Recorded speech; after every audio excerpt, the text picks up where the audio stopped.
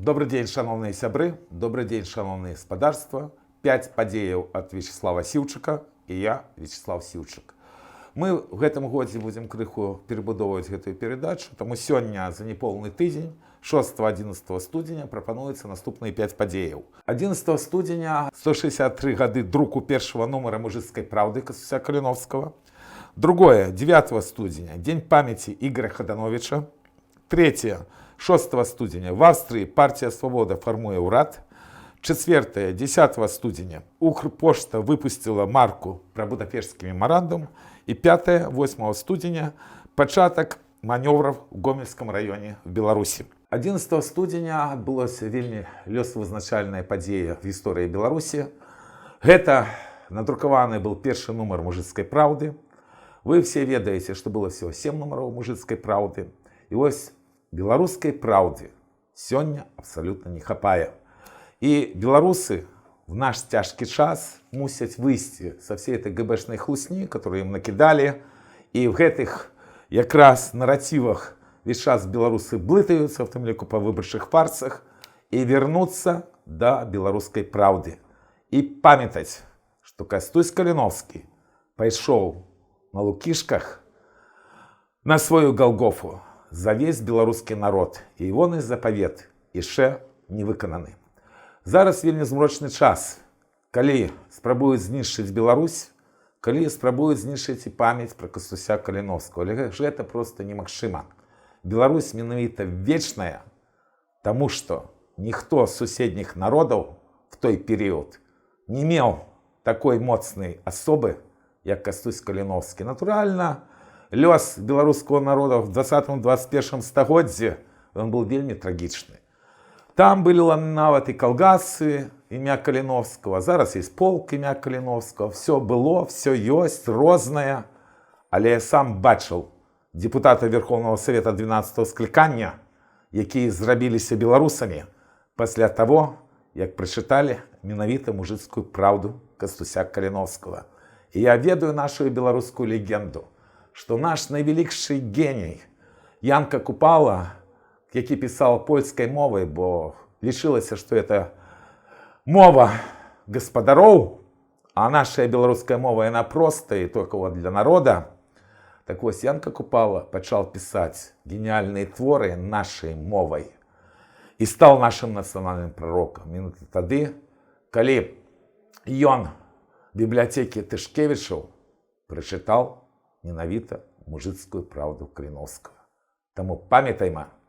И памятаем, что было 22 листопада 2019 года, калі адбывалось перепахаванне кіраўнікоў паўстання Кастуся Каліновскага.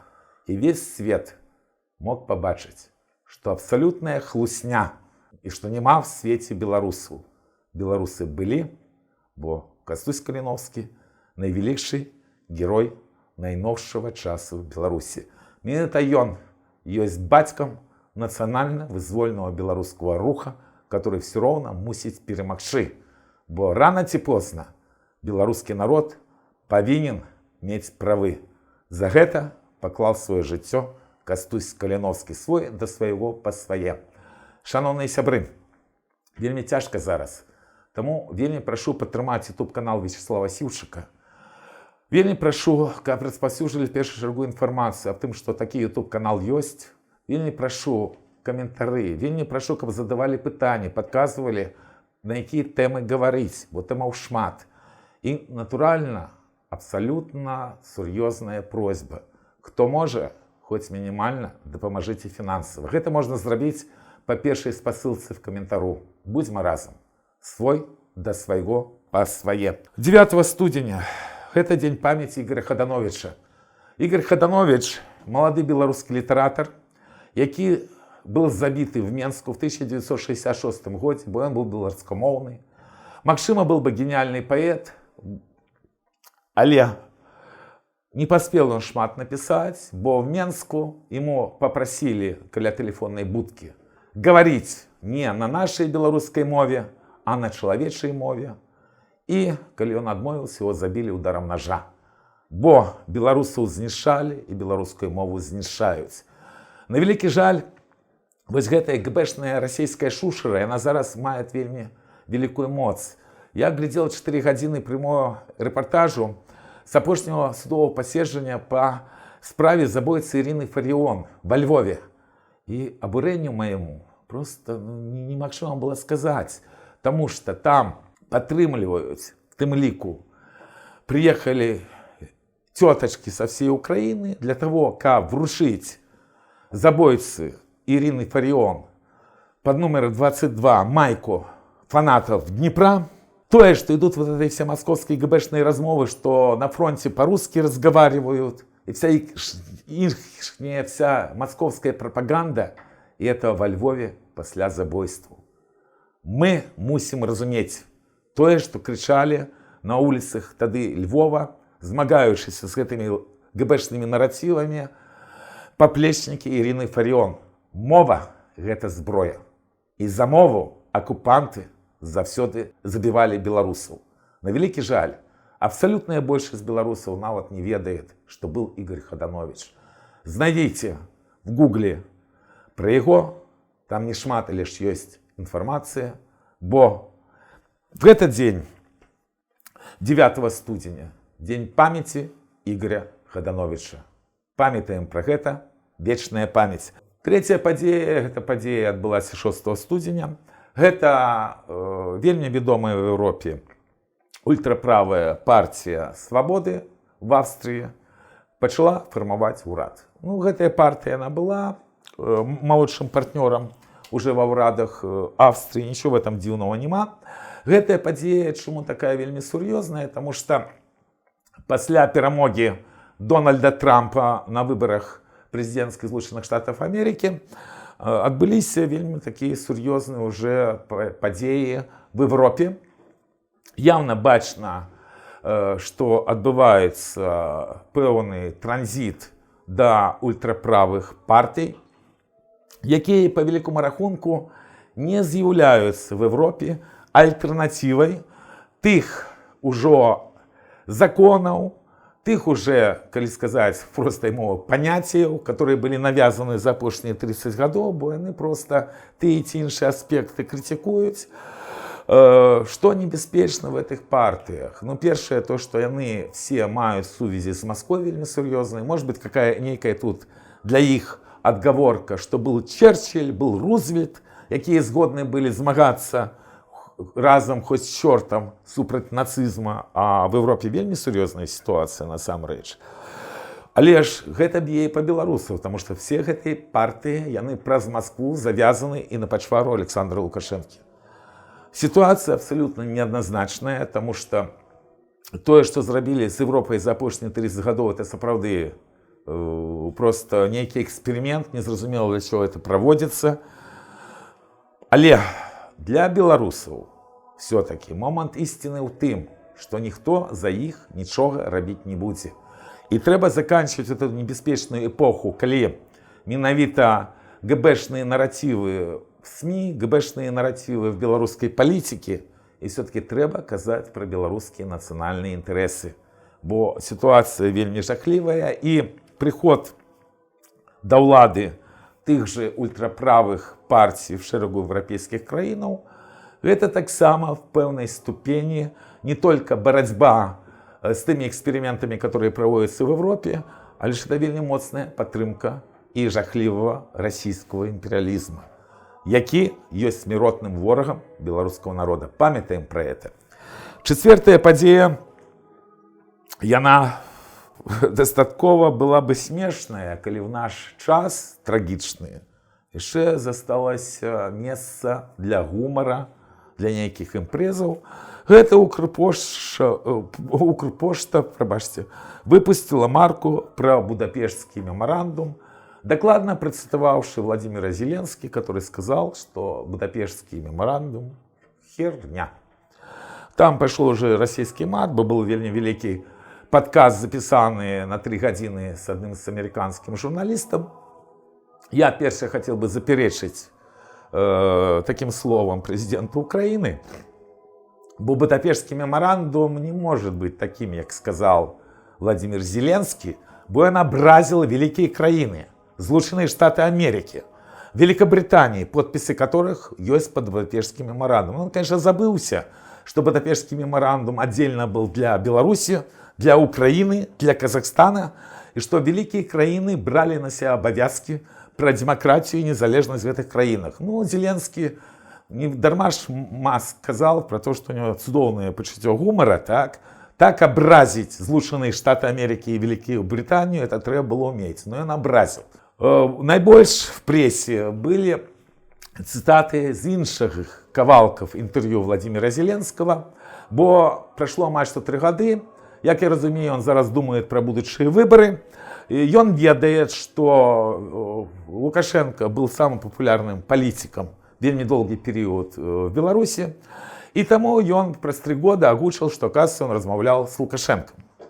И Лукашенко, быццам бы у него нават просил прабачэння, бо такой вот крутой Зеленский. Это дастаткова подло. Чаму? Тому что менавіта тады, размаўляючы з Лукашенком, а по информации пресс-секретаря Лукашенко, там крыху было все по-іншаму, меня наогул уразило, что спаслались на Колю Лукашенко.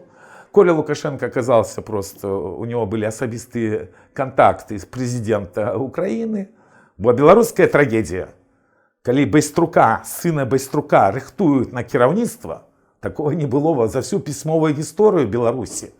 Вот с того момента, как был згаданы Рыгвалот и Рогнеда, что только в Беларуси не было, а такого не было. А тут отрымливается, что Коля Лукашенко, и он некий коллега Володи Зеленского, и отбывается вот такая размова, и одночасно Зеленский проводит репрессийную просто кампанию по громадянах Беларуси, якія оказалися в Украине, якія практично 99% были категорично супраць Лукашенки. Но это просто жахливо. В Украине зараз вельмі цяжкая ситуация. Вот тая ползучая оккупация, якая отбывалась на протягу всего 24 года, протягивается.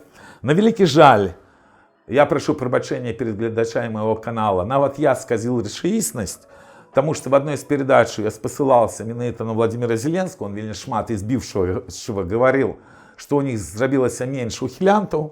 Это оказалось хлусня. Я тогда называл лічбу в 60 тысяч человек. Официальная лічба оказалась амаль что на 30 тысяч большая. И она не кончатковая, потому что там есть разные категории. И ситуация там зараз абсолютно критичная. И дарма люди там сильно спадзяюцца на Дональда Трампа, бо, конечно, на гэтым тыдні, мусіць, вас уразили все гэтай размовы про Гренландию и Панамский канал. Разные там версии есть. У меня іншая версия, чем все огучивали, это то, что Дональд Трамп просто хочет выжить. И хочет хотя бы дожить до инаугурации президента, и хочет крыху покіраваць. Я именно это тому лічу, что он зрабіў такие заявы. Але ці ўратует Дональд Трамп Украину, гэта невядома, бо в чым страшная трагедия. Не только тое, что зараз вы бачыце жахливая российско-украинская война, а лишь и тое, что практически все краины рыхтуются до Третьей сусветной войны. И эта война, коли отбудется, и она будет зноў за кошт белорусского народа, за кошт Беларуси, и это будут миллионы забитых. Тому вот все эти размовы про перемовы, про кто что кому повинен сдать, как это все повинно выглядать, яны яшчэ вельмі жахливые, потому что никто не звяртает увагу, что Лукашенко при уладзе яшчэ и тому, что весь час скорочивается колькость жыхароў в Беларуси. Як практически во всех краинах постиндустриальной пояса. И это вельмі небяспечна, потому что кем будут заселять Украину, кем будут заселять Беларусь праз пакаленне, нават калі не будет Третьей сусветной войны. Вот на великий жаль, вот такие жартики, як марка Укрпошты, гэта балеванне падчас чумы. Гэта зноў-таки просто показывает, что падчас жахливых трагедий, калі забиты уже сотни тысяч людей, все ровно есть некое место для того, как просто уже здекавацца с того, з чаго здзекавацца абсалютна не трэба. Бо Лукашенко пачаў не да законов, это было еще в 90-е гады, а Владимир Путин гэтую тезу, што няма права, што няма сілы права, а ёсць только права сілы, вельмі сур'ёзна развіў. І гэта абсалютна непрымальна, і чалавецтва проста не выжыве, калі ён не вернецца да таго, што было раней. Верховенству права, к правам чалавекам, а в Беларусі яшчэ да Канстытуцыі Рэспублікі Беларусь. Вельмі спадзяюся, што здарыцца цуд, і такое вяртанне адбудзецца. Свой да свайго па свае. Шановныя сябры, хто в Варшаве, вельмі прашу, адбываюцца штотыднёвыя нядзельныя акцыі беларусаў. 19 студзеня у нядзелю о 14 гадзіне каля помніка Каперніка. Калі ласка, прыходзьце, бо прыйшоў час, калі беларусам нельга маўчаць. Свой да свайго па свае. Ну і апошняя падзея. Гэта 8 студзеня, пачатак манёвраў в Гомельском раёне, які мусіць закончыцца 30 студзеня. Это вельмі небяспечныя манёвры. Таму што, натуральна, што інфармацыі пра іх вельмі мала. Афіцыйна, што гэта манёвры тэробароны. Але ж, в чым іх небяспечнасць? Таму што ёсць небяспека чарговага лукашэнкаўскага выбарчага фарса, які прызначаны адразу пасля таго, як адбудзецца інаўгурацыя Дональда Трампа. 20-го Трамп робіцца легітимным прэзідэнтам Злучаных Штатаў Амерыкі.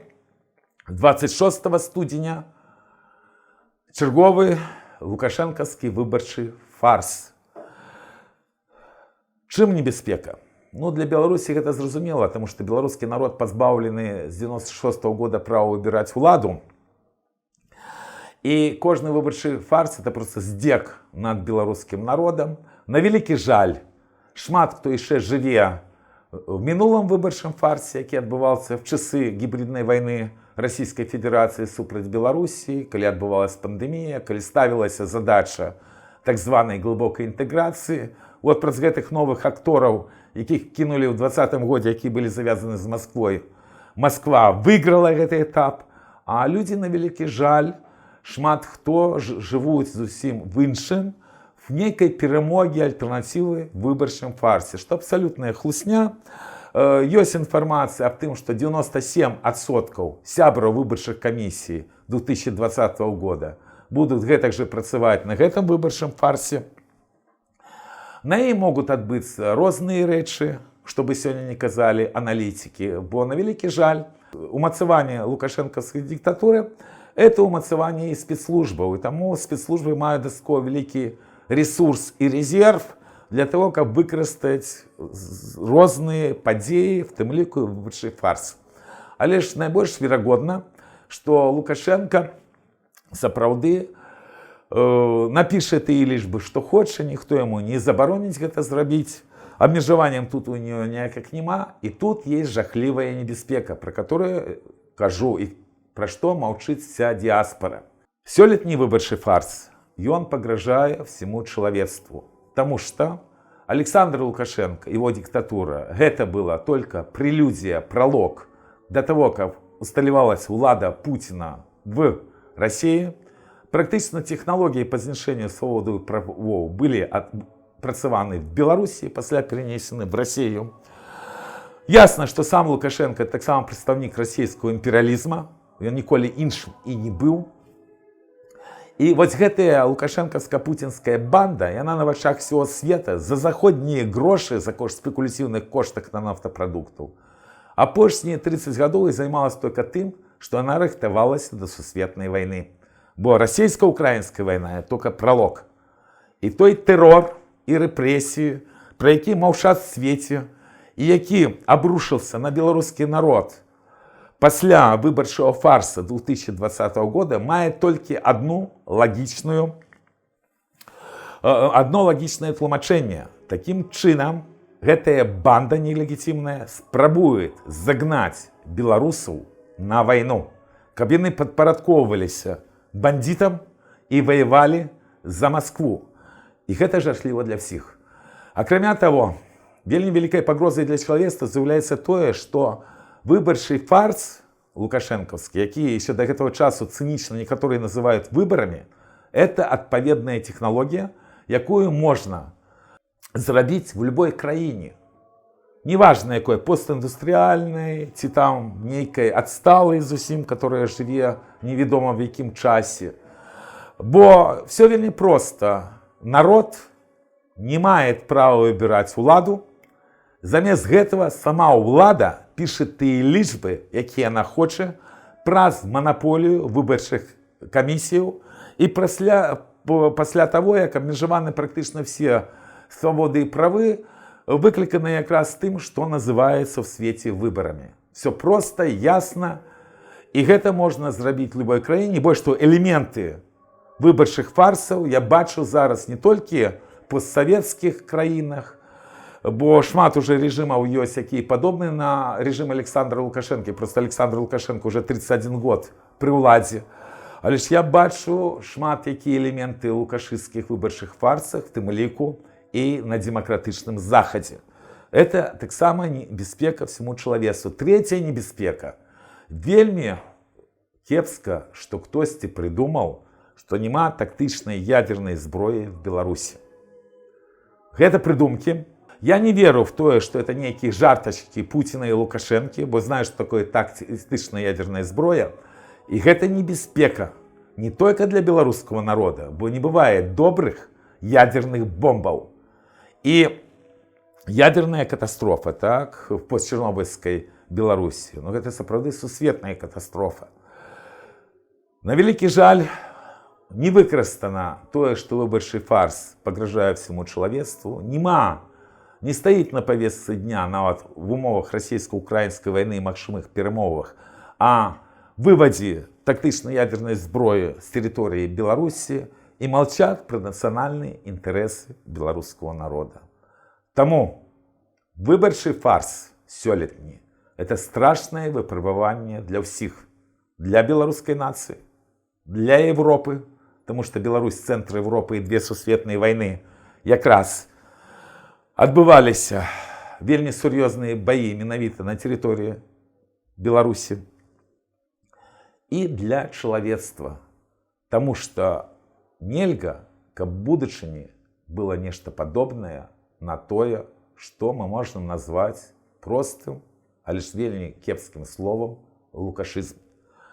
Беларусам сёння зараз вельмі кепска. На вялікі жаль, практычна забытыя беларускія героі, якія в беларускіх турмах. Таксама в асноўным раскручивают тых людзей, которые работали на Москву, работали на московские корпорации практычна все свое жыццё, ажыццяўлялі московскую палітику в тых межах, што яны маглі, маўчаць пра беларускіх патрыётаў і штодзень арыштоўваюць беларусаў. Это, с аднаго боку, страшэнная трагедія беларускага народа, але ж гэта таксама і паказчык, што беларускі народ жывы, паневолены, але жывы. Таму будзьма разам з беларускім народам, кажам беларускую праўду і разам спрабуем дапамагчы беларускай нацыі. Бо Беларусь жыла, жыве і будзе жыць. І вельмі добра, паміж іншым, што Владимир Зеленскі, который, на вялікі жаль, зрабіў вельмі шмат антибеларускіх крокаў за апошнія 3 гады, все-таки зусім недавно сказал: «Жыве Беларусь! Жыве!»